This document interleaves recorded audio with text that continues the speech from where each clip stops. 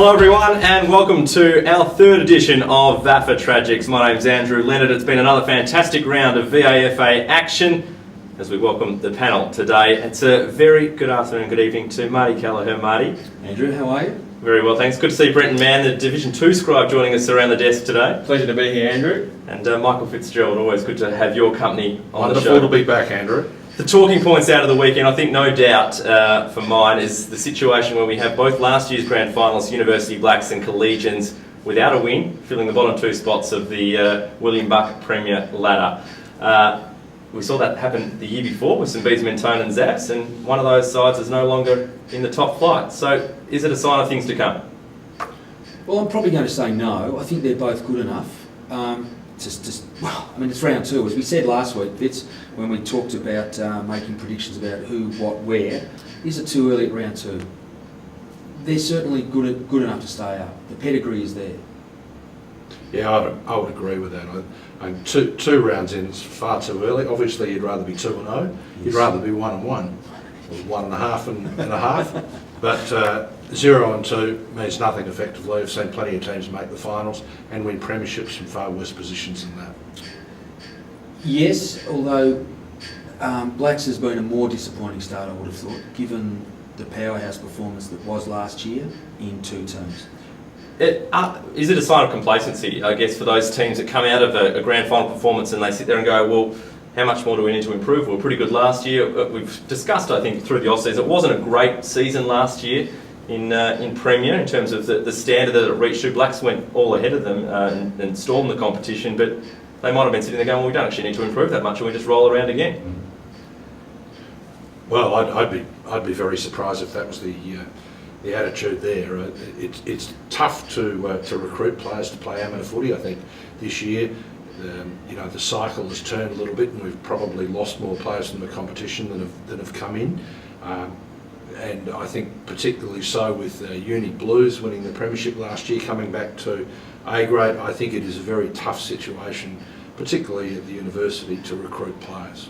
You had a look at Collegians and Old Trinity, Brenton. What were your takeaways from that game in the sense of Old Trinity just able to run Collegians off their feet as they've done in the opening round as well? Yeah, they certainly were a lot cleaner around the footy. The pressure from both sides I thought it was great, but their ability to be clean inside and then get it outside to their runners, I think that was more efficient going forward as well. And also, they didn't have Fitzy or Tinny in the best players, which they'll be very pleased with the spread they got from the full 22 on the day.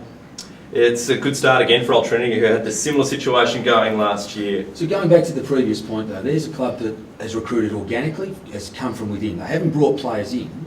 So when we look at Collegians and Blacks, who haven't brought players from outside to strengthen, it shows to me that you don't need to actually go outside, that you can improve from within. Yes, it's lovely to top them up, but if you think about Trinity, I overran Bernards in week one and have gone out to Collegians, which is not an easy ground sometimes to play at because of that big dome and a big saucer shape, and they've overrun them with young kids. It's a great start for Old Trinity.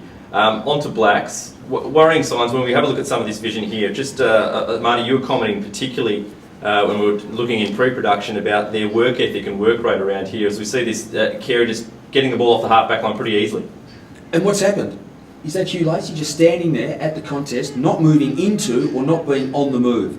The ball spills out and Carey are able to run the ball away from a defensive area where Blacks would look at saying, we're either on 45, we're on 50, we should go in and actually get a score. Next example of that is Beaumaris, no help around the pack at the stoppage, massive tackle laid on him, and the contest forms again. And should have actually been, really, they were probably a little bit stiff, Carey, there, because he'd had plenty of time. He went 2 or 3 paces, and remember, on the VAFA, it says the rule of the week is you take 3 paces, you've had plenty of time to get rid of it.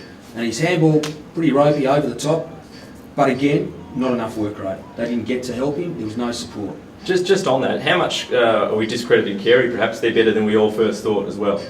Well, I'll say a little bit more about that later on, but absolutely, I think from round one you can tell very little, and round two I did actually think that Carey might win on the weekend, and It was just a feeling, not based on any hard evidence, but Their top six are pretty good. Let's be serious. Their top six are the equal of any club running around. Yeah, and you look at Julian Rowe, who's come back to the club this year, he's kicked 5, and Luke Crozier named amongst the best as well. Quality players. Yeah, a couple of good players that are coming to the side there as well.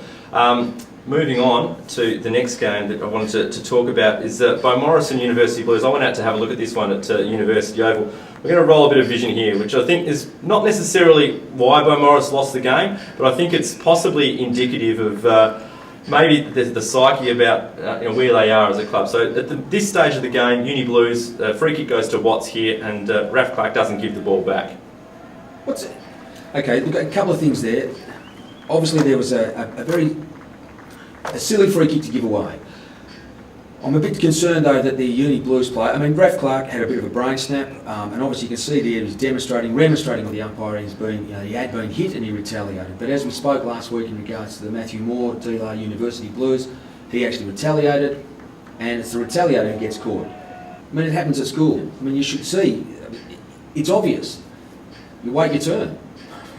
He got 25 against him. Watts goes back and duly kicks the goal. Now, the next bit of play, I think, is where the telltale signs, or maybe the disharmony, I guess, or the not thinking about the game situation. This stage, they're only 3 goals down, and unnecessarily, Beaumaris players go in and remonstrate with Watts again after the incident, and a bit of a wrestle ensues, and eventually the umpire missed that charging one, interestingly, but Watts gets thrown to the ground and theatrically perhaps gets another free kick.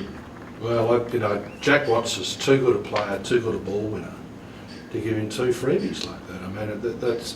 That's insane, and it's totally undisciplined. And you'd have to wonder if that goes on again, whether there's a problem.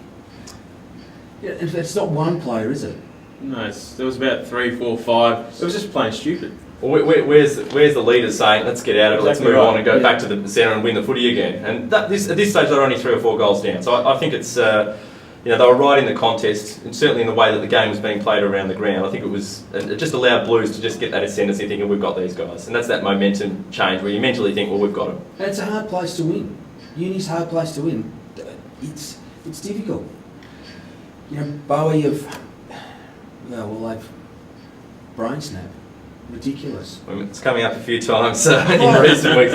Fitzy, I presume you were having a look at St Bernards do a number on Old Xavs at Toorak Park, and it was a very impressive snow dogs. They were very impressive indeed, and the first quarter began in a fast-paced fashion. It was fairly competitive. Bernards kicked a little bit better for goal, unlike they had the previous week when they blew the game, but they were a bit straighter this week. Zavs missed a couple of easy opportunities. They went to quarter time, a couple of goals adrift, but from then on it was all St Bernards as they just careened away and looked very impressive in doing so. It's a handy situation, Marty, when you can take out Jones and Merrington and just slot in a bloke, Adam Campbell, with a couple of games of AFL experience, who kicks 5, another tall forward that's escaped the clutches of D-Lar perhaps. Very cruel. But here we were right at the start of the show saying that we've lost more players than have brought in. The players that do come in, and Bernards approved it, high quality, and they are worth their weight in gold. And they did recruit well over the summer, Yes. and there were big raps on them. And then the week before, they were very disappointing. Do you point just the fact that they were better in front of goal as a factor of their win this week? I think that was a factor. I also think it's most teams, I think, would probably rather travel to Toorak Park, not necessarily to play Zavs, but play on Toorak Park than play on that Early ground. doors, mate. Early doors. You don't want to play there in July. Than play on that ground out at Trinity, which can be a real test. The big lush grass out there, I think is a shocking place to play. Or I've never played there, but I've seen plenty of games there, and I don't think opposition stand up too well to Trinity. I was nearly going to ask whether or not are Zavs in transition in terms of, are they looking for a new generation of players to take them through? And they had such a wonderful group of players for such a long time. Has that cycle of consistently being in finals, has that come, or is that slowly starting to... I thought you don't make conclusions in round 2, Marty. Look, I think that Old Zavs have obviously lost a couple of senior players this year through retirement and departure, but also the transition is always on. I mean, you can't keep the same team year after year, and the turnover at Zavs has actually been a lot greater than you might suspect when you have a look back and see who's still around the club, and it always has been the case. I think it was highlighted in the radio call, certainly on the weekend, just there was only really 4 or 5 really familiar names that were in that Zav side on the weekend, and the rest were sort of, for all intents and purposes, names that wouldn't be as familiar over the last couple of seasons, or maybe last year when they were getting games, but certainly in their premiership year only 2 years ago. Moving on, the other game of the round was De La Salle led for most of the day against Old Scotch, and then Old Scotch rallied late from 4.5 goals down to come back and pinch the points at Camberwell. Now, Marty, I'm sure you'd be disappointed with the result, but I want to show you a few clips here. Okay, so just before we roll, yeah, let's have a think. If you were to sit down as a coach at the end of the game and say you've kicked 17 goals, 18, would you be pleased with that? When you can, I mean, just on the face of it. I mean, I remember if you think about it, if you kick 16, 17 goals, you win the game. You win the game. Generally, yes. The AFL uses 100 points as the benchmark. You kick 100, you're generally going to win. Well, I think it's more like 90%, well, 95% success rate. First to 100 wins the game. Right. And in this case, De La Salle were first to 100. Yeah. They kick a goal early in the third to go to a 22-point margin. Yes. And then there's a report, which we'll discuss as well. And the thing about the report is that I think the player's been sent off, which is unfortunate, which is one of the rules of the VAFA for 12 minutes and not replaced. The question I guess I'd like to raise is it right that a player or a club is penalised by playing one less for a 12-minute period of such a cutthroat game? I think if the situation warrants it, if it's hit off the ball, kicking it behind play, I think 12 minutes off, you've got to do your time. No, I think the send-off rule is fine, and it separates us from some of the other competitions. Yeah. I think that's good, and sin betting someone for 12 minutes or longer, depending on the offence, is fine. I'm not so sure though that we haven't gone past the time when we can do that without replacement. The game is too quick. In certain situations, the benches are already short. The coach and the other players have nothing to do with this, the players' offence and shouldn't be penalised, given that, the jury still hasn't ruled on whether there's actually been an offence committed. So I think that I'm probably going to take the middle ground here. I think where the incident warrants, if it's quite a severe incident, and if a player's knocked out, and as you say, Brent, behind play, if it's a serious incident which requires perhaps a player to be stretched off, taken away in an ambulance, or that player visibly, and there's visible signs of that player as being quite badly affected or assaulted, for want of a better word, yes, that's fine. Let's send that player off. And I agree there needs to be a penalty. However, I think that there also then needs to be some judgment applied. If we think about the incident that we can't see on the vision. Yeah, vision didn't capture it, unfortunately, but yeah. But no player was affected.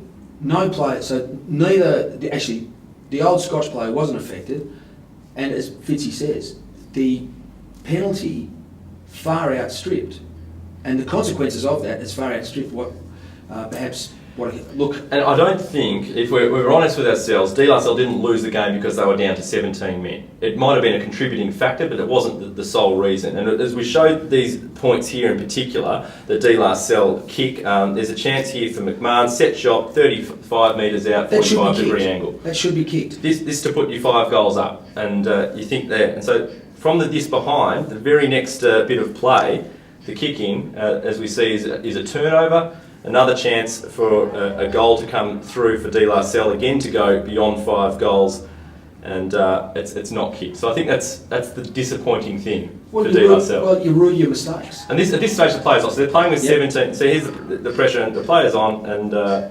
it's a miss. Now he should have gone back and had a set shot there. That's composure. That's composure and decision making. Well, the 2 misses highlighted there you kicked 17-18 for the day, so you're less than 50% anyway. I mean, there's no guarantee those shots are going to go through. You would think one of them might have. And coaches want between 70 and 75% on kicking for goal ratio. You kick 17 goals, as you say, you should win the game, but you kick 17-18, it becomes infectious sometimes. So 35 shots a goal on what is not a big ground, and the pockets are generally and they're actually generally fairly generous, so you can actually kick goals from out wide. And he wasn't out wide, that second one was not out wide, McMahon wasn't out wide. Old Scotch didn't get their first goal until the 15-minute mark to cut the margin back to 20 points, and then they came with a rush after that as they had the momentum and the crowd right behind them there at Camberwell to get their second win, and they start 2-0, which is a great start for the Cardinals. Yeah, great start. They do traditionally start fairly strong, Old Scotch. In years gone by, they've bolted out and run into some trouble mid-season through injuries and other factors, but certainly they're there and thereabouts. Does it also highlight perhaps that there are a bunch of teams that are competing in a very tight and confined... Oh, I think it goes back to our preview show at the start of the year. We couldn't work out where it stops and starts with the teams that are going to be right in the mix. Having a look at the other sections, the three undefeated sides in Premier B, Old Melburnians, St Kevin's and Old Brighton all had pretty good wins on the weekend. They're going beautifully in Premier B. St Bede's Mentone Tigers got their first win, defeating Hampton Rovers in what was a very high scoring game down there at Brindisi Street. St Bede's Mentone kicking 9 goals in the final quarter to 3, I think it was, to win by about 40 points. And as they often do, the Tigers at Brindisi, they get on a little run and they've got their first points of the year, so they're well on the way. In Premier C, have a look at the division here as we go to Oakley playing out at Therry Penola. Therry Penola hadn't lost a game at home for a couple of seasons. At this stage of the game, they lead by a couple of points. Oakley a chance to kick the goal after the siren, and it's a miss. So Oakley miss out there, going down by a point. Therry Penola hold on for a win. Good to see the Therry players getting around and commiserating with their opponent there. It is a tough place to win out there, especially travelling from Oakley, and they're going to be ruining that uphill. Yeah, lost opportunity. Yeah. I mean, look, but terrific of the Therry boys to get around him. Let's hope it was all nice and neat. Sure, we don't have the microphones out there. We don't have the microphones out there in the middle of the ground. Other results from other sections. I'm not sure, Brenton, if you've got anything that was a highlight for you from any of the other sections at all. St Mary's, they are flying. Very disappointing. Last year's grand final, jumped by Q early and just couldn't peg them back, but they look to be have redemption in front of mind for 2015. Beat, I think, my flag tip there, North Old Boys St Pat's at Ferndale Park. Yes, so and they're a big win for St Mary's. They're a tough team to play out at Ferndale Park. They've always been high scoring, but it's just they just need a bit of a tweak in the defensive end. They seem to have done that this year. It's time now for Fitzy Fires on 5.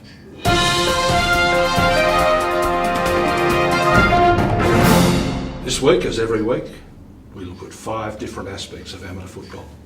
Let's go to the videotape. Number 1, St Bernards, and that's probably where they'll finish. Number 1, the old Snowdog strut is back, and with good reason. Strong in the midfield with Benting and McLeod and Sullivan, 2 big rucksters in Clark and Cartledge, 3 Cavens and 3 potential match-winning tall forwards in Merrington, Jones, and now former AFL listed Adam Campbell. How does Anthony Rock fit them all in? Answer, he doesn't have to. The Burnies are loaded. Number 2, rookie Scotch coach Mark El Condor Passador has installed new fight in the Cardinals. Week 1, they beat the reigning premiers away. Week 2, they get up off the floor to beat De La Salle. Happy signs for the boisterous Scotchies behind the goals who have too often seen their team snatch defeat from the jaws of victory. Number 3, Old Carey, the pre-season favourite for the 2016 Premier B flag.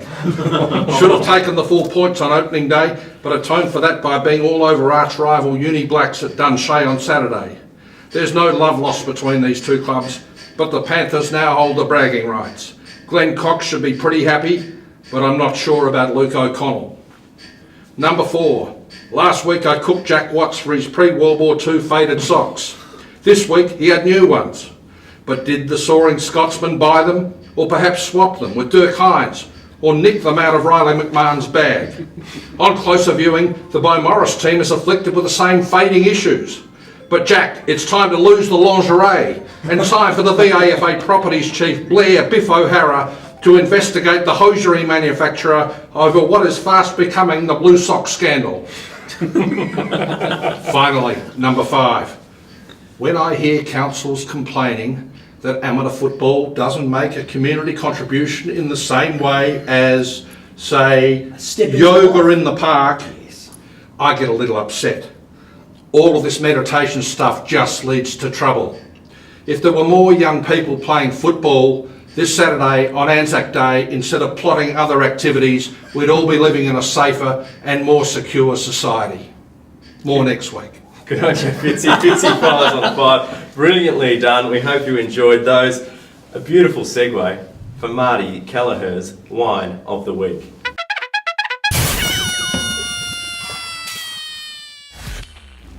Tabuk Massan, Andrew. Some of the finest wines that do actually come out of central Victoria come from this grape, the Massan grape. Did you know, people, that only 2 places in the world are known for growing Massan? Tabuk in central Victoria and the Rhone Valley in southern France. This is a 93-point wine, Andrew. This is available for clubs to purchase via the sponsorship that Tabuk have organised with the VAFA. If you don't have my details, get in contact with Blair Biff O'Hara down here at VAFA headquarters and we'll get some Tabuk Massan. This wine, 93 points in James Halliday. This wine, the ability to age gracefully, unlike us on this panel. What's your actual wine of the week? I'm going to have not a pop, I'm just going to ask a question about the umpires. Yep. Did common sense come into play on occasions?